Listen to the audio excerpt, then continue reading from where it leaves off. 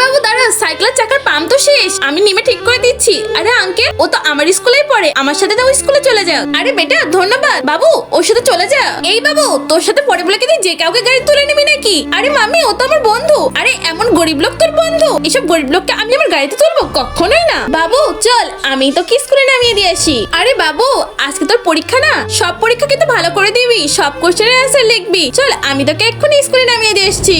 আরে আমাদের গাড়িটা তো নষ্ট হয়ে গেল মামি, তাড়াতাড়ি করো, আজকে তোমার পরীক্ষা আছে।